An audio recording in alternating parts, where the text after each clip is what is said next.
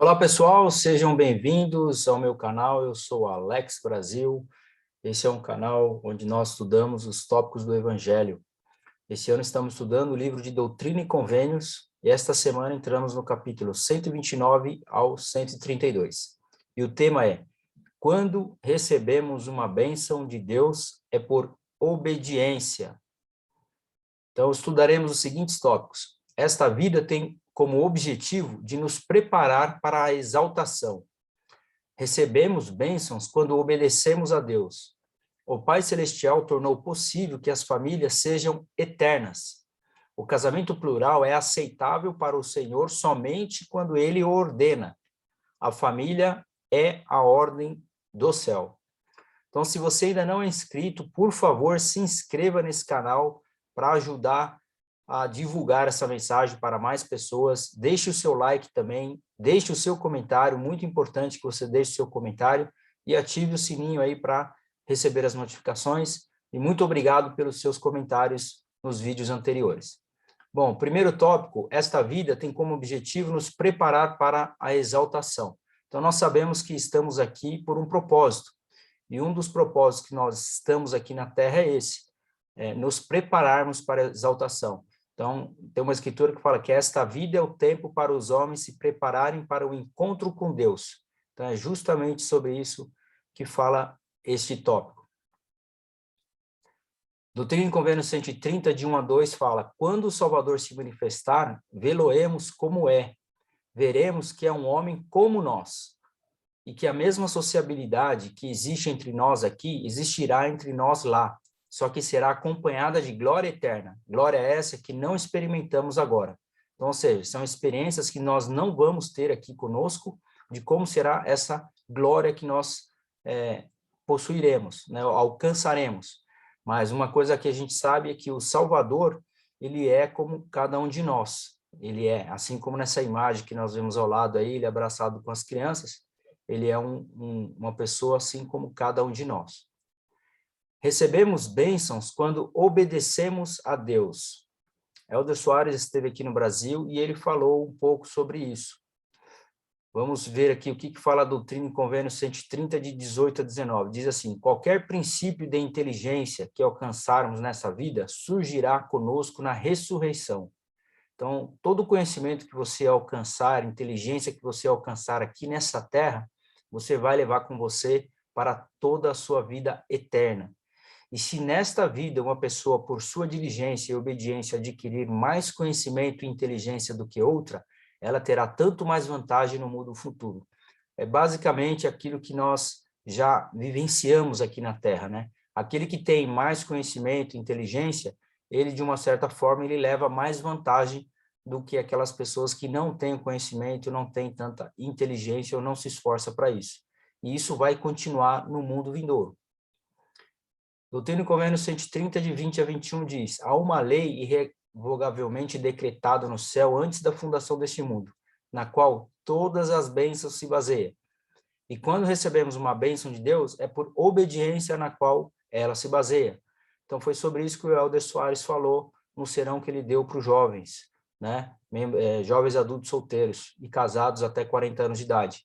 Ele falou que as bênçãos de Deus já estão disponíveis antes da fundação do mundo. As bênçãos já estão lá. É só nós guardarmos os mandamentos e cumprirmos a lei a qual aquela bênção se refere. Então, se você quer ser abençoado com saúde, você cumpra a lei da palavra da sabedoria. Então, se você quer ser abençoado financeiramente, cumpra a lei do dízimo. Então, para toda bênção que você precisa na sua vida, existe uma lei que basta você ser obediente e cumprir aquela lei. Porque todas as bênçãos estão disponíveis. Deus não está regulando bênçãos para ninguém. É só nós irmos lá e alcançá-las. O Pai tem um corpo de carne e ossos tão tangível como o do homem. O Filho também. Mas o Espírito Santo não tem um corpo de carne e ossos, mas é um personagem de espírito. Se assim não fora, o Espírito Santo não poderia habitar em nós. Um homem pode receber o Espírito Santo e esse pode descer sobre ele e não permanecer com ele. Então, aprendemos aqui que o Pai Celestial, Deus, ele tem um corpo de carne e ossos, assim como Jesus Cristo. Porém, o terceiro membro da Trindade, que é o Espírito Santo, ele não tem um corpo de carne e ossos, senão ele não poderia habitar em nós. Então, é isso que nós aprendemos nessa escritura. 132:5. Pois todos os que receberem uma bênção de minhas mãos obedecerão à lei que foi designada para essa bênção e suas condições, como instituídas desde antes da fundação do mundo, assim como eu disse. Próximo tópico. O Pai Celestial tornou possível que as famílias sejam eternas. Então, essa imagem ao lado aí representa todos os nossos antepassados, que são muitos aí, né, até desde a fundação, da criação do mundo, né, desde Adão e Eva, até chegar em você, em mim, e na minha família, na nossa família, tiveram muitas pessoas aí, de nossos antepassados aí, que vieram até os dias atuais, não é verdade? Então, ele fala sobre esse tópico, Doutrina e Convênios 131, de 1 a 4, diz assim: na glória celestial há 3 céus ou graus.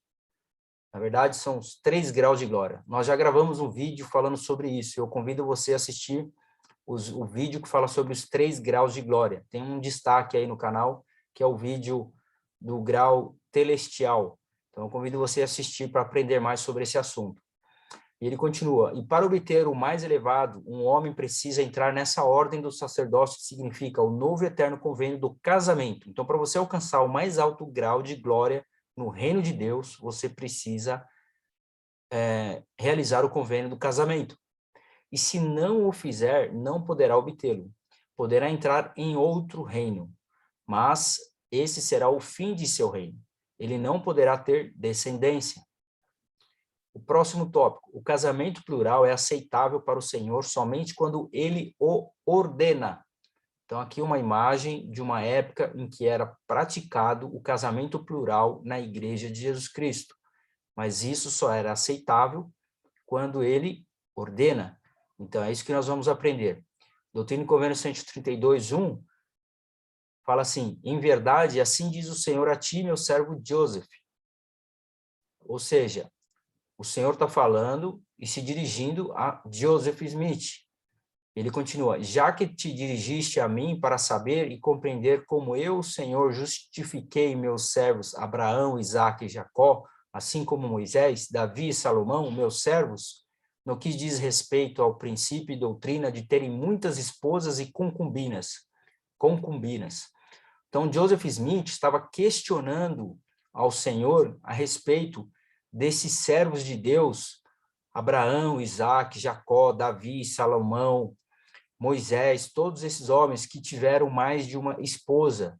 E Joseph Smith estava questionando o Senhor a respeito disso. E o Senhor volta para Joseph Smith, né, e diz assim: ó, assim diz o Senhor a ti, meu servo Joseph. Então, o Senhor respondeu essa questão que ele estava querendo saber e compreender.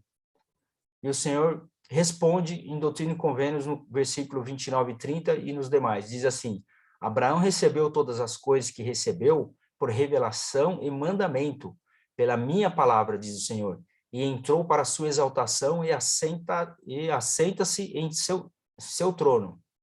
Então, o Senhor falou que Abraão fez aquilo que o Senhor tinha ordenado. E ele continua: Abraão recebeu promessas relativas à sua semente e ao fruto de seus lombos, dos quais tu provens, meu servo Joseph. Promessas que haviam de continuar enquanto eles estivessem no mundo. E quanto a Abraão, a sua semente, haviam de continuar fora do mundo. Tanto no mundo como fora do mundo continuariam tão inumeráveis quanto as estrelas. Ou se contassem os grãos de areia na praia, não poderíeis enumerar. Então, o Senhor aqui está dando a resposta para a questão de Joseph Smith. E ele continua no versículo 31 e 32.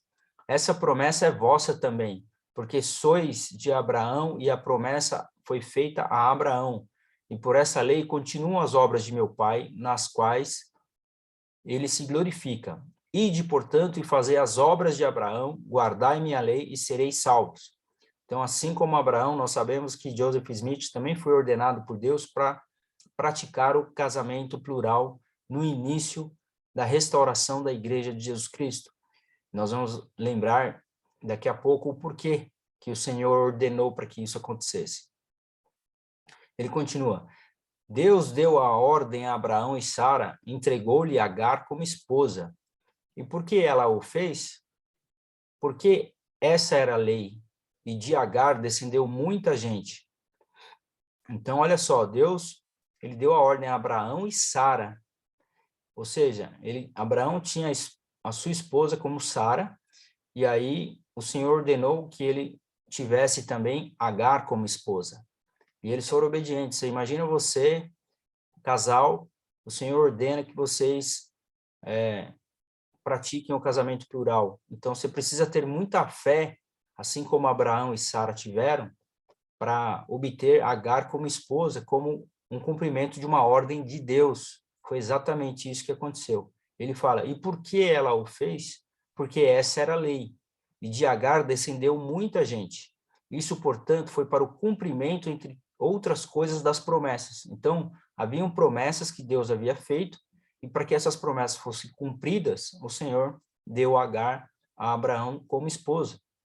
E ele continua, estava Abraão, portanto, sob condenação? Em verdade vos digo que não, porque eu, o Senhor, dei-lhe essa ordem. Então, quando o Senhor fala, faz tal coisa, se você fizer, está tudo certo. Não importa o que ele está falando. Se ele falar para você assim, mata Labão, que foi o que aconteceu com Nefe, né? O Senhor falou para ele, mata Labão. Em determinado momento, o Senhor deu essa ordem para que ele matasse uma pessoa, no caso Labão. E está tudo certo com Nefe. Por quê? Porque ele fez o que Deus mandou. E nesse caso aqui do casamento plural, é a mesma coisa. Ele continua, foi ordenado a Abraão que sacrificasse seu filho Isaque. Não obstante, estava escrito, não matarás. É exatamente esse outro exemplo, né? Como eu dei de Nefe, existe também o exemplo de Abraão e seu filho, né? Abraão foi ordenado que sacrificasse seu filho, ou seja, vá lá e mata seu filho. Deus falou para ele fazer isso. E ele estava caminhando para que isso acontecesse, né? Mas, contudo, não se negou e isso lhe foi imputado por retidão. Então, ou seja, o Senhor impediu que ele fizesse isso. Ele testou a fé de Abraão ali, mas ele iria fazer uma coisa errada, matar uma pessoa, o seu próprio filho, porém ele estava cumprindo uma ordem de Deus. Mas ali isso não precisou acontecer. Aí ele continua, Abraão recebeu concubinas e elas geraram-lhe filhos, e isso lhe foi atribuído como sendo retidão, porque elas lhe foram dadas e ele obedeceu a minha lei, como também Isaque e Jacó mais fizeram do que aquilo que lhes for ordenado. E porque nada mais fizeram do que as coisas que lhes foram ordenadas, entraram para a sua exaltação, de acordo com suas promessas, e assentam-se em tronos, e não são anjos, mas são deuses. Olha só que beleza. Mesmo tendo aí praticado o casamento plural, e eles praticaram sob a ordem de Deus, eles não deixaram de receber o seu galardão porque foram obedientes. Então, hoje eles não são anjos, eles são deuses. Davi também recebeu muitas esposas e concubinas, assim como Salomão e Moisés, meus servos, e também muitos outros de meus servos, desde o princípio da criação até agora, e em nada pecaram, a não ser nas coisas que não receberam de mim. As esposas e concubinas de Davi foram-lhe dadas por mim pela mão de Natã, meu servo, e outros profetas que possuíam as chaves desse poder.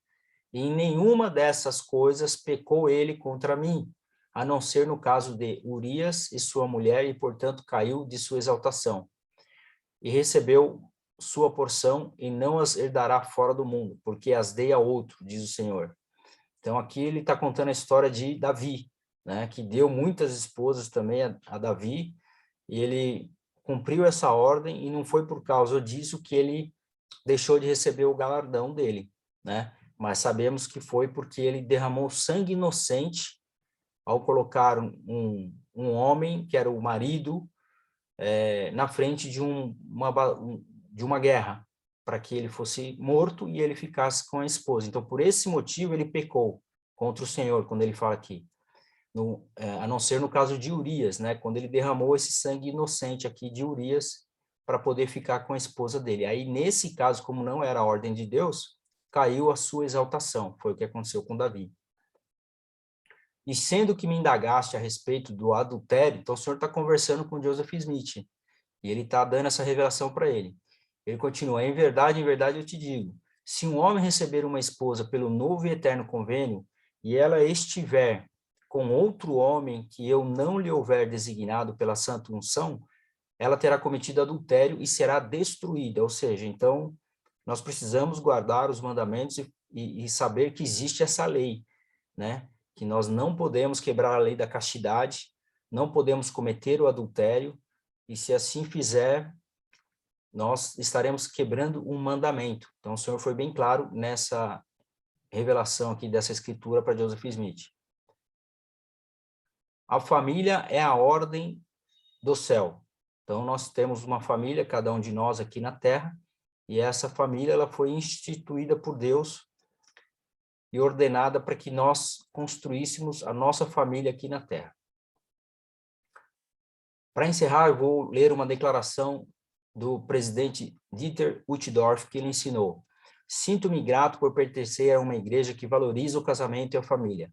Os membros da Igreja de Jesus Cristo dos Santos Últimos Dias são conhecidos no mundo inteiro por terem alguns dos melhores casamentos e famílias que se podem encontrar. Creio que isso, em parte, se deve à preciosa verdade restaurada por Joseph Smith, de que o casamento e a família são feitos para ser eternos. As famílias não foram constituídas apenas para facilitar as coisas na terra e para serem descartadas quando formos para o céu. Em vez disso, são a ordem do céu. São o eco de um padrão celestial. Olha só a dica, né? Já fica a dica aqui, ó. São um eco de um padrão celestial. E o exemplo da família eterna de Deus. Mas um casamento e um relacionamento familiar fortes não acontece simplesmente por sermos membros da igreja. Isso exige esforço e trabalho constante e intencional. A doutrina das famílias eternas deve nos inspirar a dedicar-nos ao máximo para salvar e enriquecer nosso casamento e nossa família. Então, para encerrar, eu gostaria só de dizer que aqui é bem claro que para nós termos um casamento, que não é uma coisa fácil, nós precisamos nos esforçar de uma maneira constante. Ele fala aqui, exige um esforço, né, constante e intencional para que nós tenhamos o nosso casamento de pé. Porque, na verdade, o inimigo ele está aí. E o objetivo principal do inimigo é exatamente destruir as famílias, destruir os casamentos. Através da quebra da lei da castidade, do adultério, através da pornografia e de diversas outras maneiras. Então, essa ordem que é a família, que foi ordenado por Deus, é uma instituição sagrada e nós devemos nos esforçar para manter a nossa família unida e guardando os mandamentos com o objetivo de levar toda a nossa família de volta à presença de Deus e obter assim a exaltação. Então, esse é o objetivo, nós voltarmos à presença de Deus. Esse é o nosso propósito de vida. Estamos aqui para aprendermos a guardar os mandamentos, guardar todas as leis e assim obter todas as bênçãos que estão disponíveis. E para finalizar, aquele tópico que eu falei, o porquê do casamento plural que foi praticado na igreja, com Joseph Smith no início da restauração da igreja, assim como foi praticado por profetas do Velho Testamento, é porque eles estavam cumprindo uma ordem de Deus. E a igreja havia sido muito perseguida na época da sua restauração.